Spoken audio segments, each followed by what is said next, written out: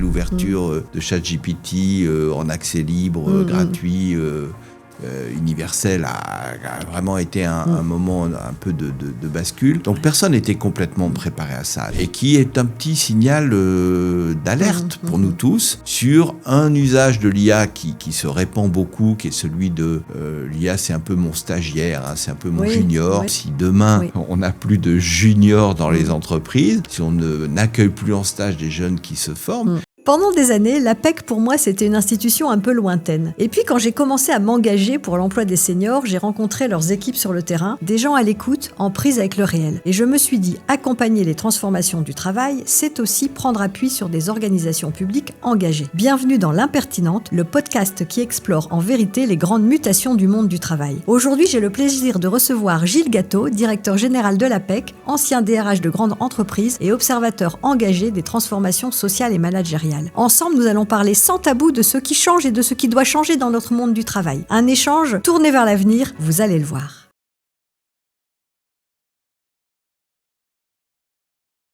Eh bien, bonjour Gilles, merci d'avoir accepté cette invitation de L'Impertinente.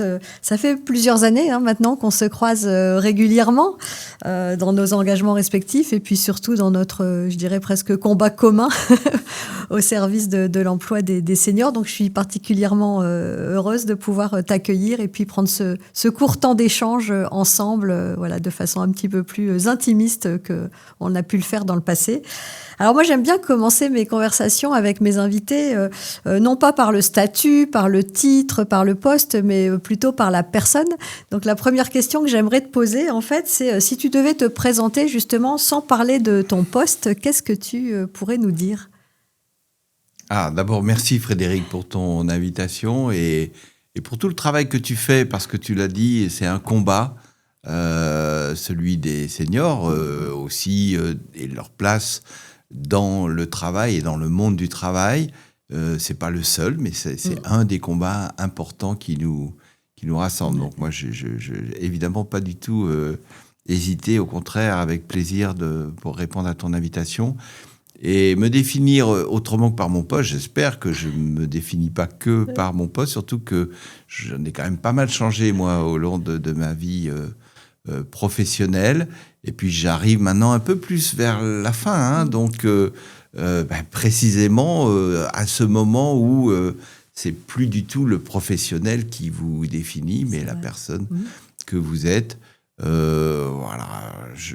ne sais pas comment je me définirais. Je pense que je suis quelqu'un d'assez actif, c'est ce qu'on me dit autour de moi, et d'assez engagé aussi, je vais le dire comme ça, dans les causes publiques et aussi, je pense, dans ma vie privée. Et qu'est-ce que les collaborateurs disent de toi à l'APEC ? Qu'est-ce qu'ils disent de moi ?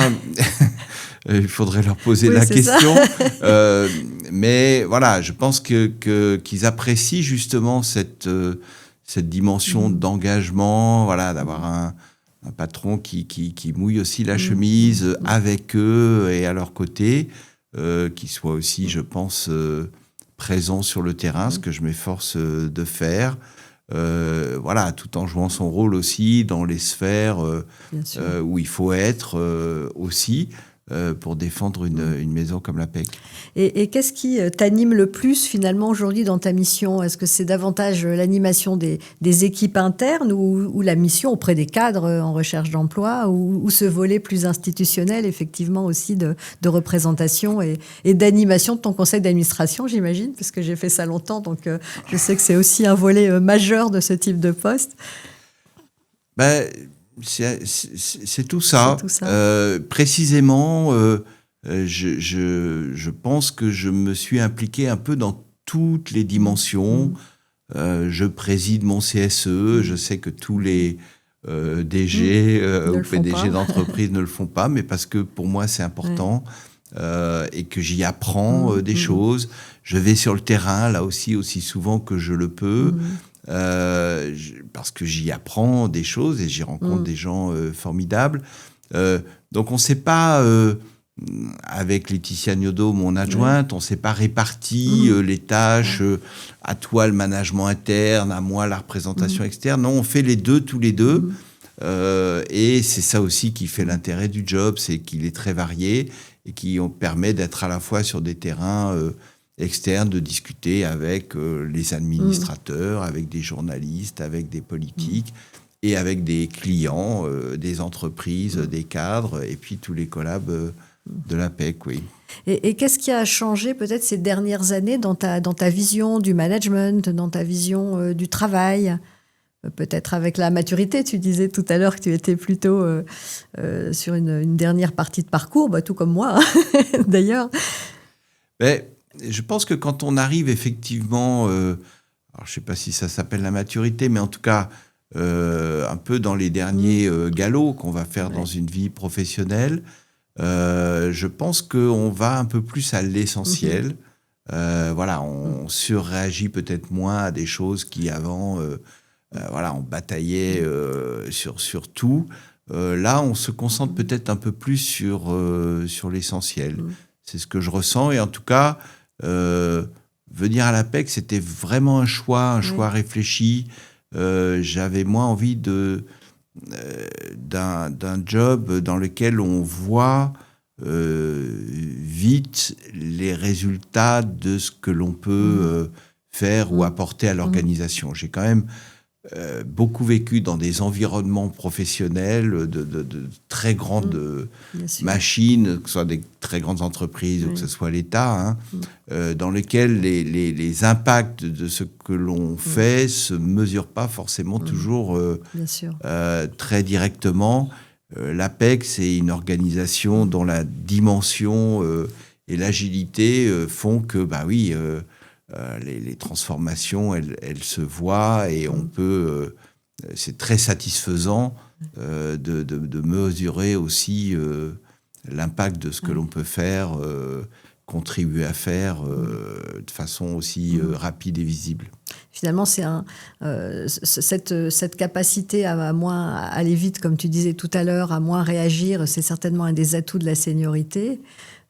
Sans doute. Aussi, c'est vrai. On pourrait valoriser également quand on parle d'inclusion des seniors. On a aussi cette capacité à prendre le recul. Et puis, comme quoi, la recherche de sens aussi, dans ce que tu nous partages, eh bien, c'est aussi très transgénérationnel. Il n'y a pas que la Gen Z qui recherche du sens et de l'impact concret dans ses actions. On voit bien qu'à la seniorité aussi, on a besoin, peut-être même plus encore, de cet impact. Absolument.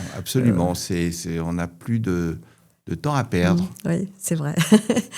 Merci. Alors justement, on parle beaucoup de transformation, on parle beaucoup de révolution même du travail, qu'il s'agisse de l'arrivée de l'IA, des enjeux environnementaux, de cette évolution de la relation au travail qu'on vit aujourd'hui et donc aussi de nouveaux modèles d'organisation, et puis, le télétravail, etc. On en parlera peut-être un peu tout à l'heure. Si on parle un peu de l'IA générative, elle bouleverse déjà pas mal de métiers. Est-ce que tu penses que nos entreprises en France, elles sont prêtes en fait vraiment à accompagner leurs collaborateurs dans cette transformation quand même qui s'annonce assez importante? On voit bien que les discours sur l'IA, ils sont encore aujourd'hui soit très anxiogènes, soit assez utopiques. Et moi, je me pose souvent la question quand même de est-ce que finalement, nos dirigeants d'entreprise, les RH, etc., le management a bien pris conscience en fait de ce que ça allait représenter, de comment surtout on peut accompagner les collaborateurs du recrutement à leur formation et au maintien de leur employabilité. Personne n'a vraiment pris la mesure. Complètement pris cette mesure, et pour une raison simple. C'est que d'abord, ça a été extrêmement brutal, même si l'intelligence artificielle existe depuis longtemps, finalement, les années 50. La façon dont le moment un peu de bascule qu'a représenté l'ouverture de ChatGPT en accès libre, gratuit, universel, a vraiment été un moment un peu de bascule. Donc personne n'était complètement préparé à ça, ni les salariés, ni les cadres, ni les entreprises, les responsables de ressources humaines. Et encore aujourd'hui, personne ne mesure bien tous les impacts que ça va avoir. Et d'ailleurs, ces impacts sont encore assez peu documentés. Oui, on commence à avoir quelques études sérieuses, je parle des études sérieuses, oui.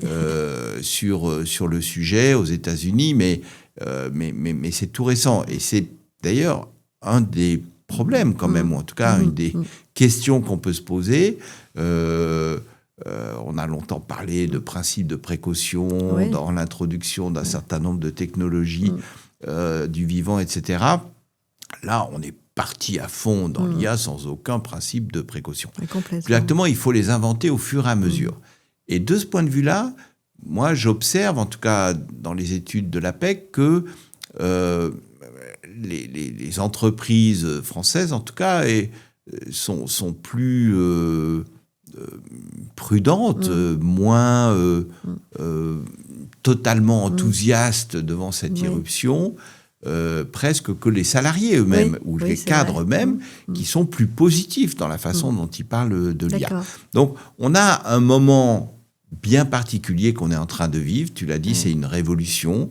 Est-ce qu'elle fera pchit comme on fait d'autres types de révolutions technologiques promises, le métavers, etc. On en a connu. On a moins de raisons de penser que ça va quand même faire pchit, parce que là, l'outil est extrêmement puissant. Et ça va vite.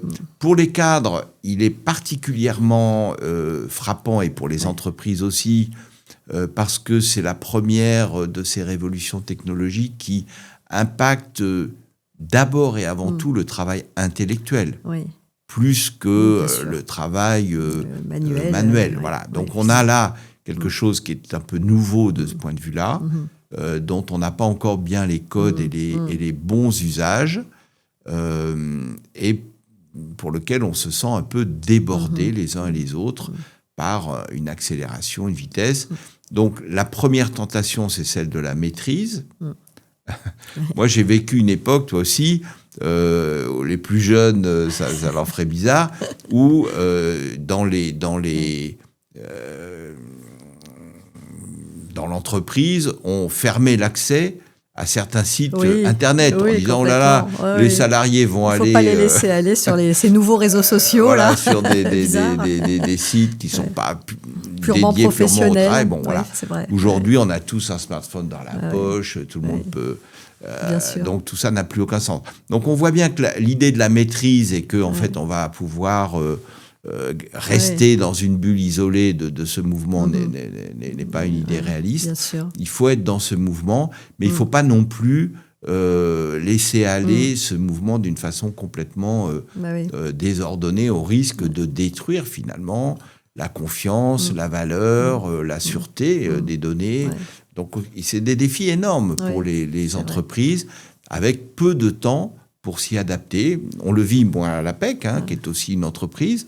On a aussi des collaborateurs qui utilisent l'IA. Donc, on y a travaillé d'ailleurs ces derniers jours. On est dans une deuxième étape. On a fait une première étape, on fait une deuxième étape. On se donne d'une charte, on essaye de se donner des principes. On va appliquer l'IA, évidemment, et c'est très bien qu'en Europe, on ait une vision qui veuille réguler ces usages, dont on voit bien qu'elles ne sont pas sans danger. Et puis, on est très attentif. Il y a cette étude de Stanford qui est sortie il y a quelques mois aux États-Unis, qui est la première étude vraiment sérieuse parce qu'elle interroge une très large base de données sur les fiches de paye aux États-Unis et qui est un petit signal d'alerte pour nous tous sur un usage de l'IA qui se répand beaucoup, qui est celui de l'IA, c'est un peu mon stagiaire, c'est un peu mon junior, c'est ça, c'est celui qui fait le premier jet de mes documents, qui fait la recherche documentaire. Bref, tout un tas de tâches qui, dans l'entreprise, étaient plutôt dévolues et sont plutôt dévolues à des jeunes débutants, et que l'IA peut faire plus vite et moins cher, et d'une certaine façon, c'est de toute façon un travail qu'il faut reprendre derrière, donc comme on le ferait avec un jeune. Conforme. Mais derrière, c'est vertigineux. Si demain, euh, on n'a plus de juniors dans les entreprises, si on n'accueille plus en stage des jeunes qui se forment, mais où va-t-on C'est ça, c'était un petit peu... former les nouvelles générations. Oui. Donc là, il y a quelque chose un vrai signal d'alerte, tout comme dans le monde éducatif, universitaire, mais dès l'école, on voit bien aussi comment l'IA peut être un formidable outil et une compétence élargie d'accès à la connaissance, etc. À condition. Ou un formidable découragement à apprendre. Pourquoi apprendre ? Pourquoi faire des études ? Alors que les réponses, il suffit de faire le prompt qui va bien et d'avoir toutes les réponses à toutes ces questions. Donc, derrière, il y a des défis dans les entreprises, mais pas seulement, dans toute la société, dans l'éducation. Et c'est là qu'il y a quand même un enjeu assez crucial. Donc, c'est pas tellement la crainte pour l'emploi des plus experts ou des plus seniors aujourd'hui. Pour le coup. C'est plutôt du côté des plus juniors et des plus jeunes qu'il y a aujourd'hui un vrai défi et une vraie alerte parce que des visions de court terme peuvent générer des effets totalement délétères à long terme.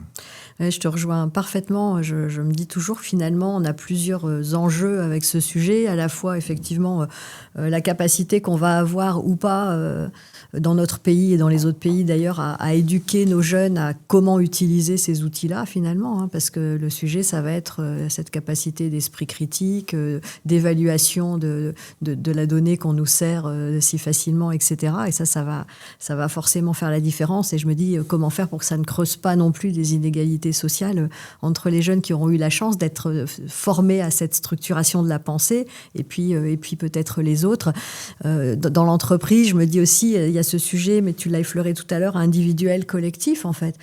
Comment on continue à générer du sens collectif, de la coopération, du lien dans les collectifs de travail, si chacun travaille seul avec son IA. Et donc, comment finalement intégrer l'usage de l'IA aussi au collectif de travail, au travail d'équipe. Il y a certainement ce sujet qui va devoir être travaillé aussi, forcément. Oui, absolument. Et puis, une question, si on la regarde en positif, cette fois-ci, de dire, mais tout ce temps libéré, à quoi va-t-on le réallouer ? Que va-t-on en faire ? On a là, en ce moment, une campagne de communication à l'APEC en direction des entreprises que vous avez peut-être entendu à la radio ou vu ces visuels. Voilà, ne laissez pas la chance guider vos recrutements. On aurait pu aussi bien dire ne laissez pas une machine guider vos recrutements. Derrière, il y a cette idée que la vraie valeur demain, encore plus après l'IA et avec la généralisation des IA, la vraie valeur, c'est l'humain. La vraie valeur ajoutée, elle est dans ce que les machines ne sauront pas faire. Bien sûr. Et là, je ne parle pas que des soft skills, qu'on appelle habituellement les soft skills. Il y a aussi d'autres types de compétences, notamment de vision critique ou d'analyse critique, qu'il faudra savoir développer justement pour interagir avec les machines. Et la dimension humaine, parce que derrière l'IA, il y a toute une robotique incroyable qui va se développer. Et ça, c'est absolument certain. C'est déjà une réalité dans beaucoup de pays dans le monde plus avancés que la France. Et là, voilà, et on parle de robots qui vont introduire des substituts à l'interaction humaine, pas seulement la manipulation des objets, la force, la répétition, la vitesse, mais aussi des formes dans la relation. On a aujourd'hui, dans un certain nombre de pays, au Japon ou de pays du nord de l'Europe, voilà, dans le monde du soin, de l'hôpital ou des EHPAD, des robots qui viennent faire la conversation. Bon, donc, ça nous dessine un monde qui nous fait un peu peur, mais surtout, ça nous rappelle que, quelque part, le temps qu'on va libérer et l'intelligence humaine que la machine ne remplacera jamais, puisse continuer à déployer. Il va falloir, voilà, et on aura peut-être plus de temps pour le déployer. Donc la question de savoir où va aller le temps libéré par l'IA est quand même une vraie question. qui est assez peu mis sur la table Ouais. aujourd'hui, parce que, voilà, et nous, à l'APEC, évidemment, ça ne te surprendra Bien pas, sûr. on est plutôt partisans que cette question soit aussi un enjeu de dialogue social Ah, complètement. dans l'entreprise. Bien sûr. Dialogue professionnel dans les équipes et dialogue sûr. social avec Bien sûr. les acteurs du dialogue social. Bien sûr. On parlait de lien social, de collectif, justement, et puis depuis quelques années, on a le télétravail qui a modifié un peu la structuration de ce lien et cette préservation du collectif de travail. Ce télétravail, il a changé notre rapport, en fait, effectivement, au travail, notre rapport aussi au management. À ton avis, je crois que tu as confirmé que ce télétravail était là pour durer quand même. On est, je pense, assez d'accord, même si on voit qu'il y a des va-et-vient dans certaines entreprises. On cherche encore finalement du télétravail imposé à outrance. On est en train de rééquilibrer un petit peu les choses. Il n'empêche que c'est vraiment entrer dans les modalités de travail de toutes les générations d'ailleurs. On peut toujours leur préciser. Il n'y a pas que les jeunes qui demandent aujourd'hui du télétravail. À ton avis, qu'est-ce que ça exige vraiment de nouveau dans la direction de l'entreprise, en fait, dans la culture managériale?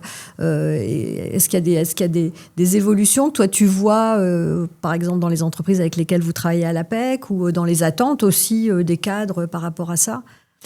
Alors oui, et les cadres sont particulièrement concernés par l'extension du télétravail. Tous les postes de cadres ou d'ingénieurs ne sont pas télétravaillables. Ah Il y a oui, des bien cadres sûr, de production en usine, il faut qu'il soit dans l'usine, un chef de chantier, dans les travaux publics ou le bâtiment, il faut qu'il soit sur son chantier. Donc, et plus globalement, tous les emplois ne sont pas télétravaillables. Donc là, Bien on ne sûr. parle que d'une partie ouais. de la population. Ce qui génère qui parfois des difficultés dans certaines peut entreprises, être d'ailleurs. aussi un C'est élément... cette inéquité, finalement, Absolument, parfois. ça crée intrinsèquement cette difficulté.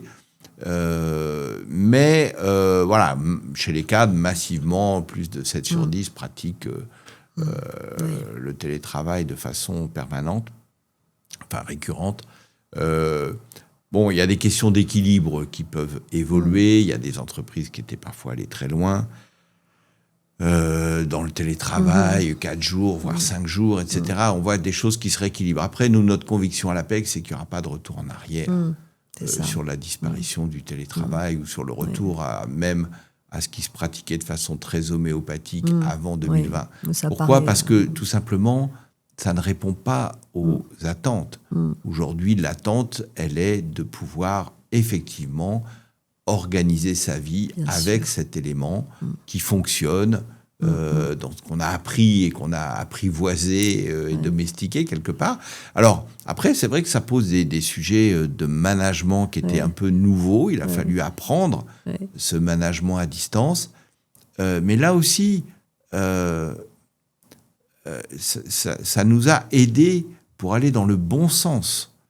Et le bon sens aujourd'hui, c'est une aspiration à plus d'autonomie dans le travail. Bien sûr. Et le télétravail, il va avec cette autonomie et avec cette confiance. Complètement. Alors, dans un pays comme le nôtre, la confiance, c'est pas le point fort dans le style de management français, mais dans l'esprit français qui est le nôtre. Vous savez, il y a des enquêtes qui se font à l'échelle mondiale, on qui l'a vu permettent avec de le rapport de classer les l'IGAS pays. récemment. Voilà. On a été assez alignés.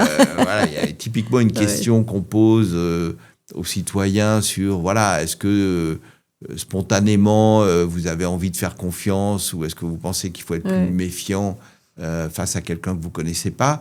La France, je crois, est le 82e sur 100 dans les pays pour dire on a du mal à majoritairement il faut d'abord être méfiant plus que d'abord dire il faut faire confiance. Donc on a du chemin à faire. Le télétravail nous aide à le faire parce que pour le coup, le télétravail sans la confiance, c'est un truc qui ne peut pas marcher. Donc on apprend la confiance et l'autonomie avec le télétravail et ça c'est positif.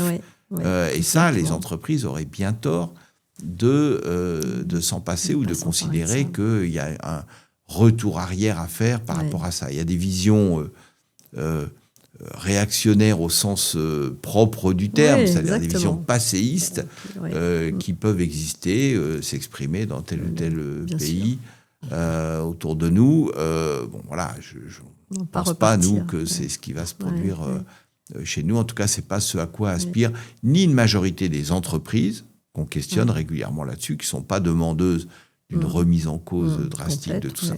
Après, il faut des moments pour faire vivre le collectif, des rituels, physiquement, bien sûr. Pour ça que le 100% télétravail ou le 4 jours sur 5 est sûrement pas un bon modèle. Mais voilà, on a toute l'attitude pour trouver des formes d'équilibre dans chaque entreprise. Par le dialogue, toujours. Oui, donc on va arrêter de dire, comme disait une de mes collaboratrices dans mon dernier poste de DG, dans télétravail, il y a télé. Et donc, mon équipe ne doit pas travailler à distance. Ouais. Je le dis en souriant, mais c'était à l'époque très difficile. parce que parfois, on avait des collaborateurs qui étaient vraiment dans un contrôle permanent et qui, s'ils ne voyaient pas dans le couloir à l'heure à laquelle arrivait le collaborateur, ils avaient l'impression que le collaborateur n'allait pas travailler. Et ça, je pense que pour le coup, la Covid a aidé peut-être aussi certains de ces managers à comprendre que finalement, eh bien, les personnes étaient aussi responsables et parfois capables, toujours capables en général, de se prendre en charge. Toi, tu as été DRH dans des contextes sociaux parfois assez tendus et puis j'ai vu, si je ne me trompe pas, que tu étais président du Haut Conseil du dialogue social. Alors bon, moi qui ai eu la chance de diriger le MEDEF pendant quelques années, il y a quelques années dans le sud de la France, j'ai l'impression que parfois finalement ce dialogue social, on l'utilise peut-être pas suffisamment justement face à toutes ces transformations très fortes qu'on est en train de vivre. À ton avis, justement, quel rôle, tu en parlais un peu tout à l'heure aussi, quel rôle ce dialogue social, ces acteurs du dialogue social, ils peuvent jouer pour nous aider à réussir en fait toutes ces transitions qui sont en cours et qui sont complexes, et qui génèrent quand même un peu de ce qu'on appelle parfois des polycrises, enfin en tout cas qui génèrent un petit peu ce sentiment d'être bouleversé en permanence. Quel rôle, tu vois, il faut qu'on donne ou qu'on redonne parfois? Parce que moi j'ai l'impression que parfois on a un peu de mal aujourd'hui avec ça. Oui, et ça, c'est plutôt une faiblesse française, pour le coup, par rapport à d'autres cultures ou d'autres pays dans l'Europe où cette place donnée au dialogue social est plus naturelle et où on fait plus confiance, quelque part aussi, aux partenaires pour trouver ensemble les solutions. Je crois que la clé de tout, c'est que personne n'a la solution. Aux problèmes complexes auxquels on fait face. L'idée qu'il y a au-dessus de nous un homme, je dis un homme parce que c'est ce qu'on va souvent associer, mais une femme tout autant, une personne qui, elle, est omnisciente, a les réponses, qu'elle soit président de la République ou qu'elle soit patron de l'entreprise. Ça, c'est une vue, là aussi, complètement datée, fausse. Il y a de tels défis, tu l'as souligné, et notamment dans le monde du travail, qu'il faut parier sur l'intelligence collective pour trouver les solutions. Et sur le dialogue. Le dialogue social avec les acteurs du dialogue social, qui sont légitimes, qu'il faut prendre vraiment garde à ne pas chercher à délégitimer. Ça, c'est important. C'est pour ça que le Conseil du dialogue social a un vrai rôle. Moi, je suis très fier de le présider, parce que la légitimité, donc la représentativité des acteurs sociaux, c'est un élément absolument clé de ce dialogue. Et on voit bien, quand il n'est pas là, à quoi on est exposé. On l'a vécu avec les Gilets jaunes, on peut le vivre dans d'autres environnements de façon très, très inquiétante. Et puis le dialogue, c'est pas que le dialogue social avec les acteurs représentants et représentatifs, c'est aussi le dialogue qu'on mène dans une équipe, entre le manager et son équipe, à l'intérieur de l'entreprise. On vient de faire un grand exercice à l'APEC de préparation, justement, dans le cadre de la préparation de notre futur mandat de service public 2027-2031, avec une démarche inspirée des conventions citoyennes. On a tiré au sort 30 collaborateurs de tous les métiers, de toutes les régions de l'APEC, qui ont travaillé ensemble pendant 6 jours sur quels devraient être les enjeux, quels sont les enjeux et quels devraient être les grands axes du prochain mandat. ça a été un travail absolument formidable. Et après, on partage ça. Ils ont fait des propositions, on les partage dans l'entreprise, ça fait réagir. Donc, il y a plein de choses à inventer sur les façons de mener un dialogue dans l'entreprise qui ne sont pas alternatives, qui sont complémentaires de ce qu'on peut faire, parce qu'on va faire aussi un séminaire avec le CSE sur les enjeux du prochain mandat. Et tout ça se croise les et s'enrichit. deux peuvent aller tout à fait ensemble et au contraire s'enrichissent. Donc, moi, je crois beaucoup à ça parce que tout simplement, je ne crois pas à la verticalité, à l'omniscience de quelques-uns qui décident pour tout le monde. Je pense que ça, c'est des modèles du passé, même s'ils sont malheureusement aujourd'hui encore trop présents, très présents et parfois de plus en plus, mais ça devrait plus nous inquiéter que nous réjouir. C'est vrai. À l'APEC, vous travaillez beaucoup, vous avez fait un gros travail justement sur l'appréhension des différentes transitions, etc. Et donc, il y en a il y a un enjeu sur lequel moi je travaille beaucoup aussi et qu'on partage, c'est bien sûr la transition démographique et cette situation aussi un peu inédite d'allongement de la vie au travail qui fait qu'on a davantage d'écart d'âge entre les équipes, entre les salariés et donc toutes ces générations qu'on a tendance toujours à opposer. Enfin, moi, j'en ai fait mon engagement de cœur. Je passe beaucoup de temps dans les entreprises à essayer de déconstruire tous ces stéréotypes, tous ces biais en fait que finalement on a tous et qui sont véhiculés aussi par les médias aujourd'hui, par les marketeurs sur ces générations au travail.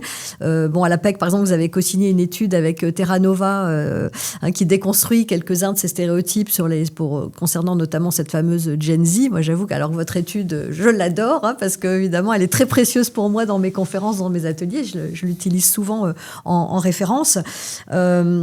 Pourquoi, à ton avis, ces stéréotypes, ils résistent autant, envers surtout les juniors et les seniors, ils résistent autant, en fait, dans notre entreprise ? C'est une bonne question à laquelle je n'ai pas forcément la réponse parce que ce n'est pas ce qu'on observe partout. Ailleurs en Europe, on n'a pas exactement les mêmes comportements. Alors, je pense qu'il y a une espèce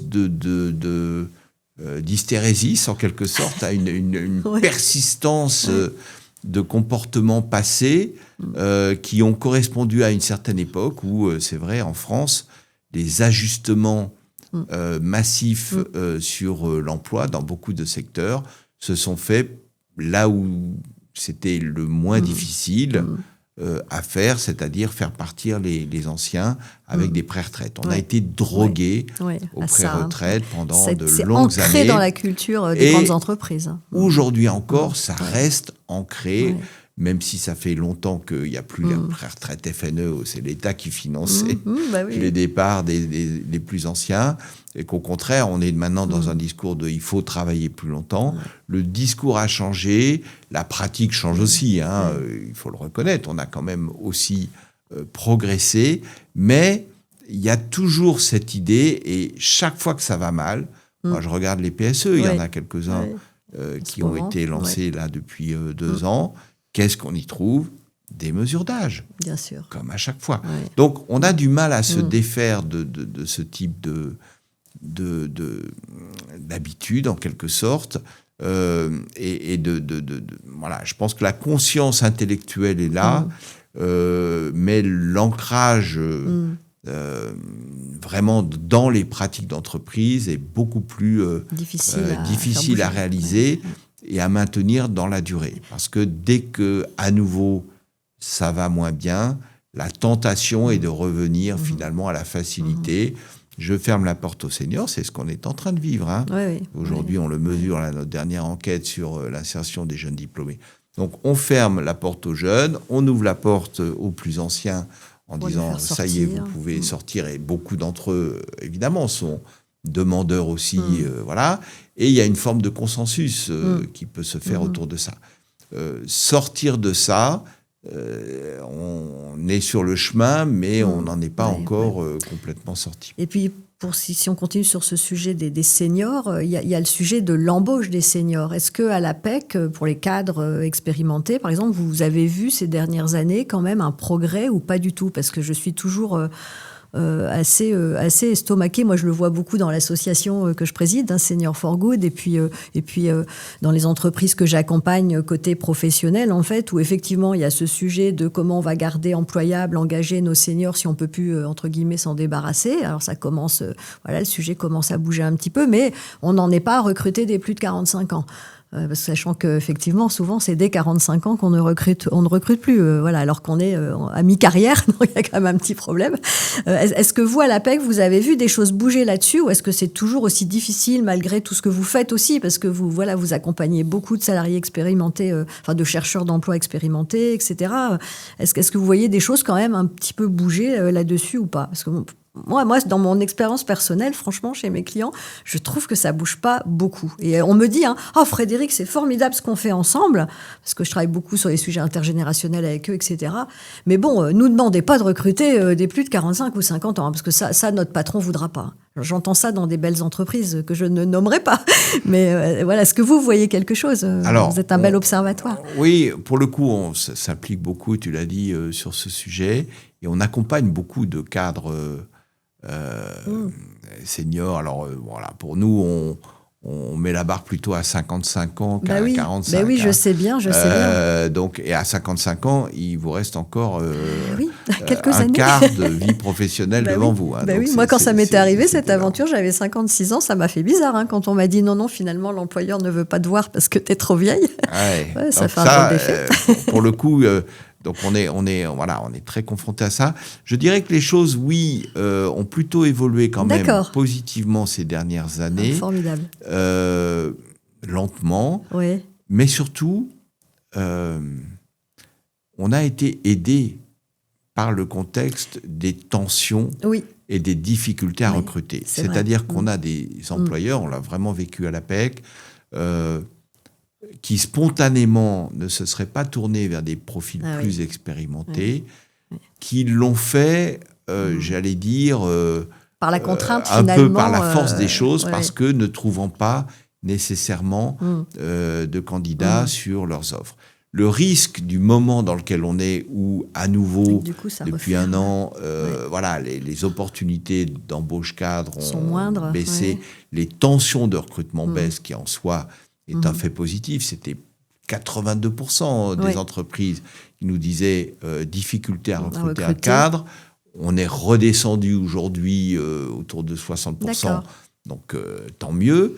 Mais, du coup, l'ouverture à des profils plus expérimentés, pourquoi je vais prendre un plus âgé, un plus expérimenté, qui va être fatigué et si moins j'ai un performant. Plus jeune, etc.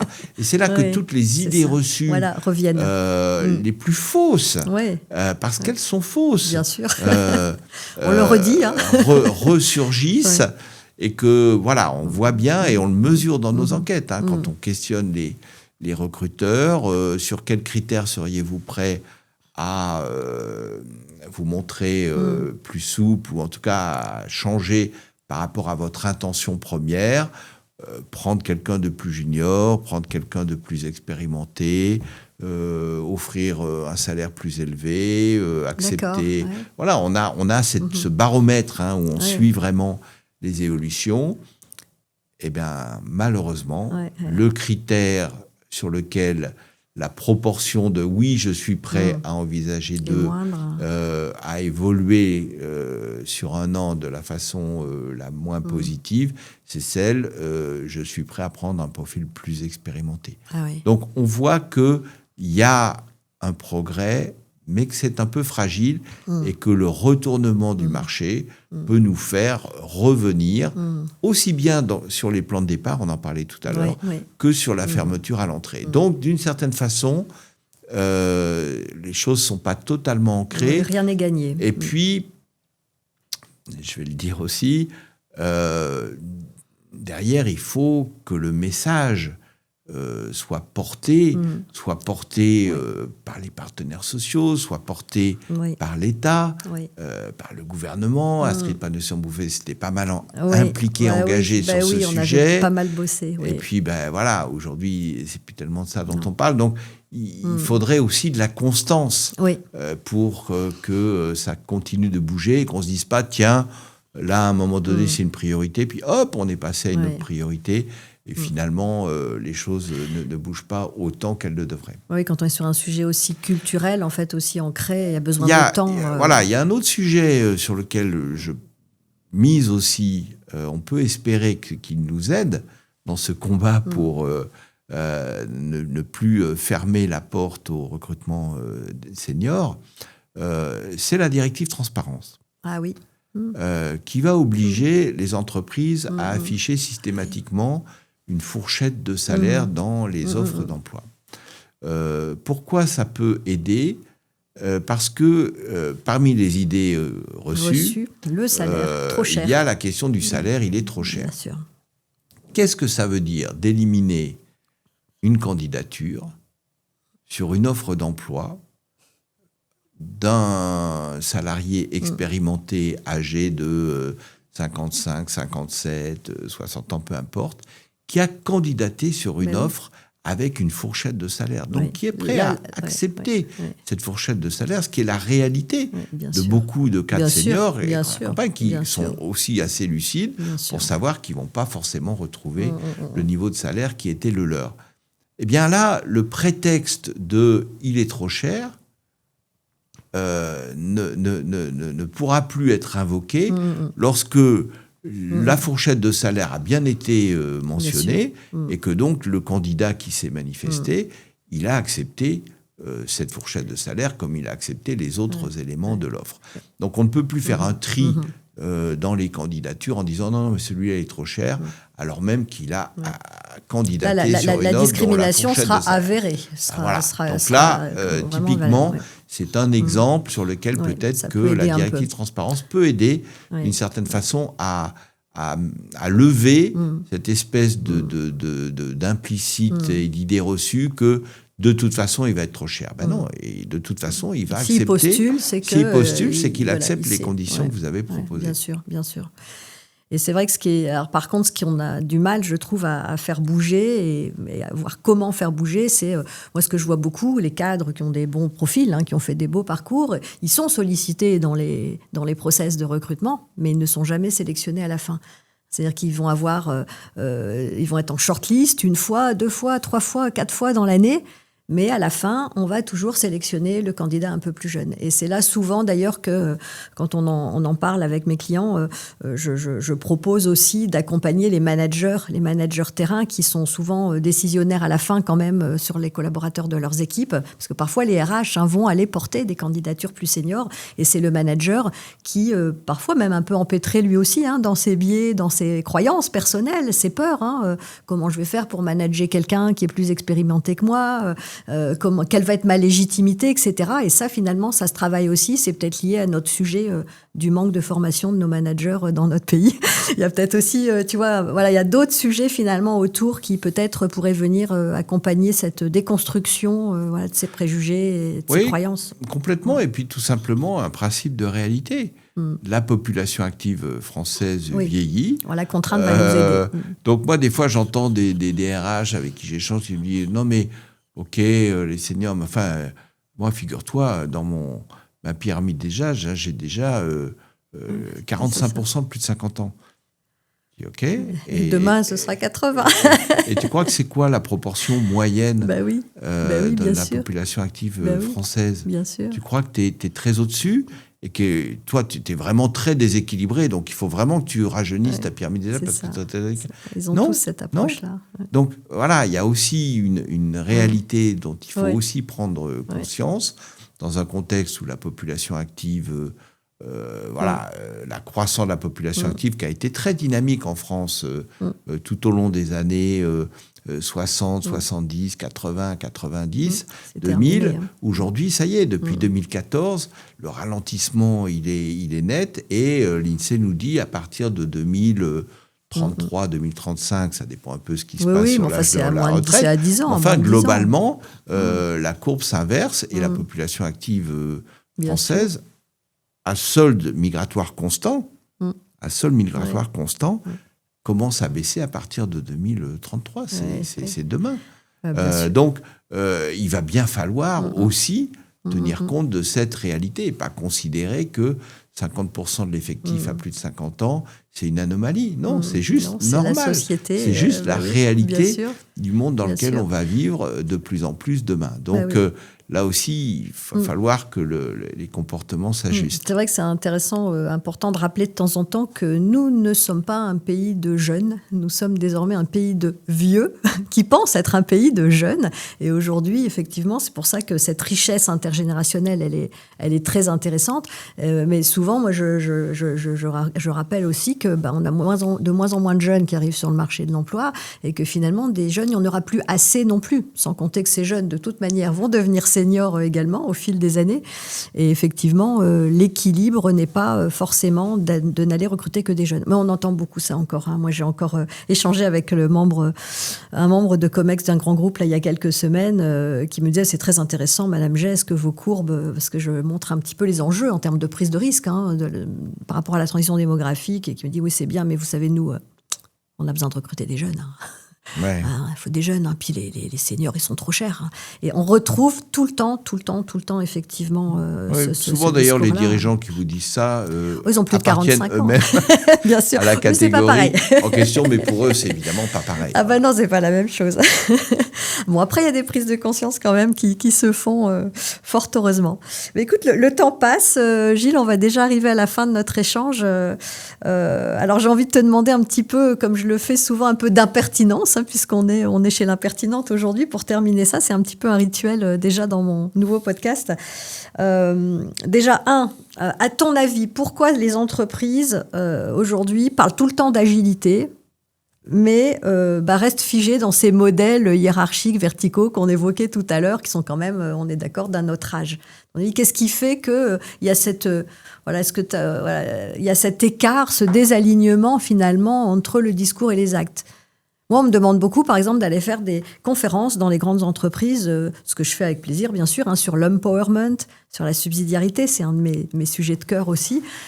Et c'est vrai que parfois, je me dis que j'ai un petit peu l'impression de mettre une petite goutte d'eau dans un océan et que déjà, on pourrait parler management collaboratif et un petit peu plus horizontal, ce serait chouette. Mais tu vois, voilà, est-ce que, à ton avis, il y a une raison à ça, ou est-ce que c'est juste simplement parce que notre culture française, en fait, est ancrée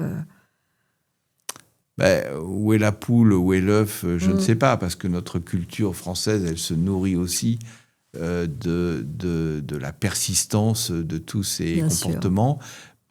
Je pense que l'entreprise, c'est un espace formidable et j'allais dire de plus en plus. Aujourd'hui, on voit bien dans le monde dans lequel on vit, qui est quand même anxiogène, on va pas se le cacher. C'est clair. L'entreprise apparaît comme un espace dans lequel on peut cohabiter malgré tout entre les générations, on peut cohabiter entre les religions, on peut cohabiter entre les opinions, là où dans le reste de la société, notamment dans le monde terrifiant des réseaux sociaux, c'est la guerre de tous contre tous. Donc ça, c'est un bien précieux et c'est en même temps une responsabilité énorme pour les entreprises et donc pour les chefs d'entreprise et pour les managers, qu'il n'y ait pas un écart entre le discours et la réalité et la pratique dans l'entreprise. C'est vital. Et d'autant plus que, tu parlais de la Gen Z, c'est vrai pour toutes les générations, mais ce sera, je pense, de plus en plus vrai. On supportera de moins en moins l'écart entre le discours et la réalité. Le greenwashing, tous les washing, on ne les supportera plus. Donc l'entreprise, elle est dans un moment un peu de vérité.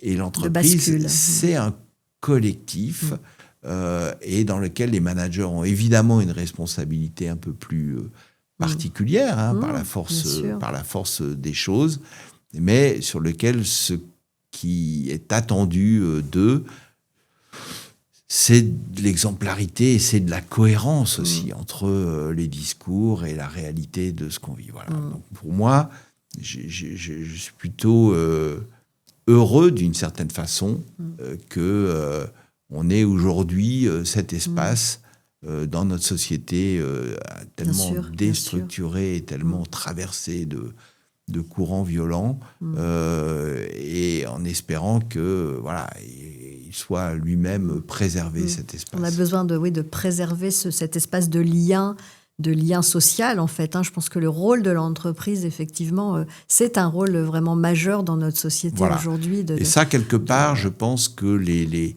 responsables d'entreprise à tous les niveaux doivent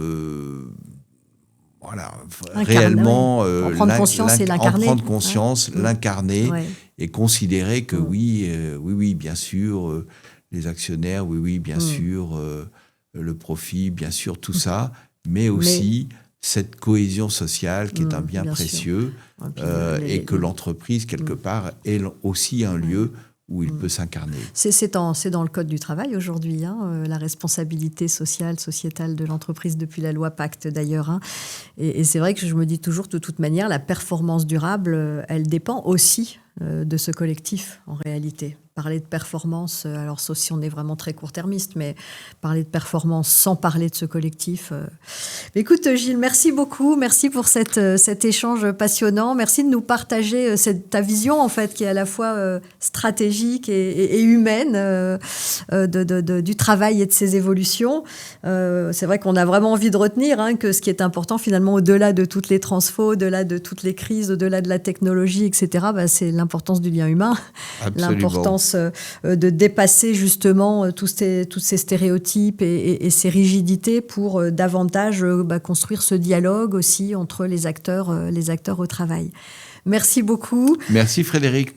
Merci à vous qui écoutez L'Impertinente, le podcast qui change le monde du travail pour le meilleur, une vérité à la fois. Mais si vous avez aimé, parlez-en, partagez, dites-le moi et puis surtout abonnez-vous pour être informé du prochain épisode. À très bientôt. Merci Gilles. Merci Frédéric.